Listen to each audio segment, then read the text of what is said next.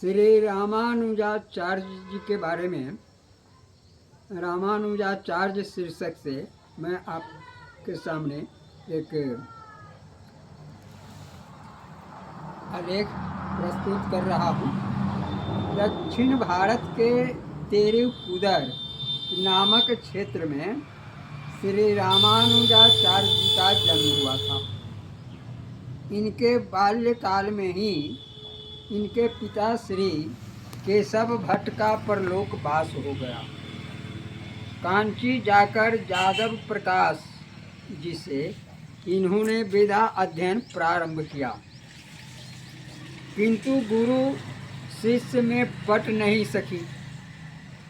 रामानुजाचार्य बचपन से इतने प्रतिभाशाली थे कि यादव प्रकाश जी जो भूलें करते थे उसे भी वे बता देते थे।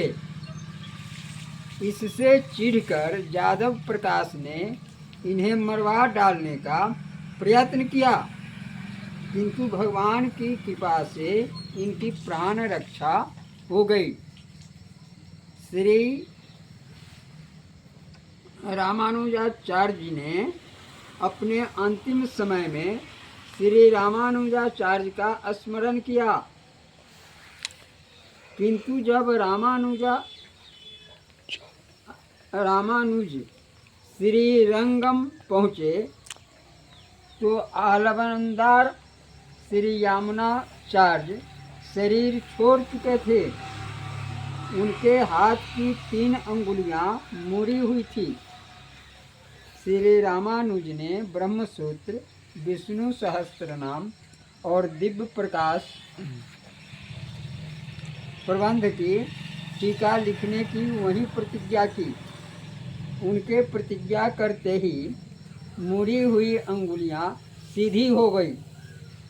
इसके बाद श्री रामानुज ने श्री पेरिये निम्ब से विधि पूर्वक वैष्णव दीक्षा ली।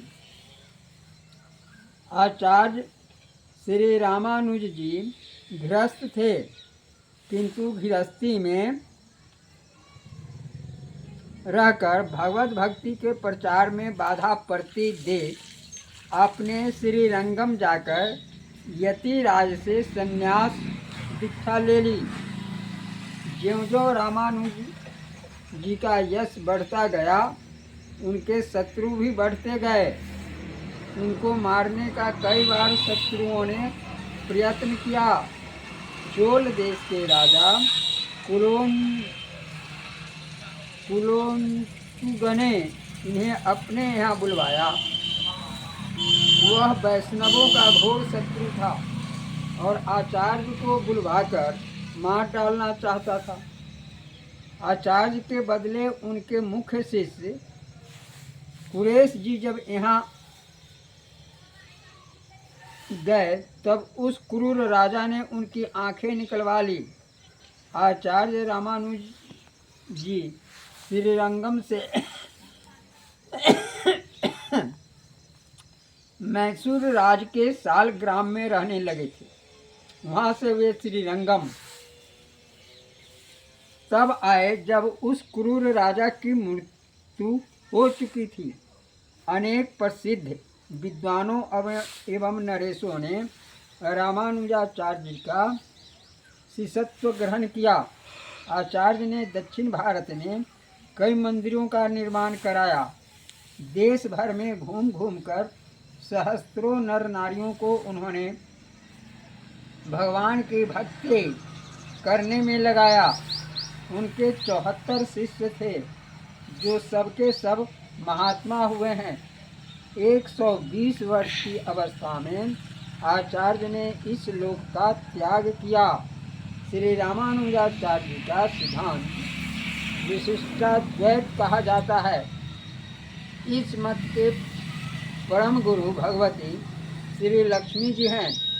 इस मत के अनुसार भगवान पुरुषोत्तम त्रिभुवन के स्वामी हैं। वे प्रत्येक शरीर में साक्षी रूप से विद्यमान हैं। सभी जीव उनके सेवक हैं। भगवान की शरण हो जाना ही जीव के कल्याण का एकमात्र उपाय है। मन, वाणी तथा शरीर से भगवान नारायण की सेवा करना ही जीवन का परम लक्ष्य है। जय श्री सीते।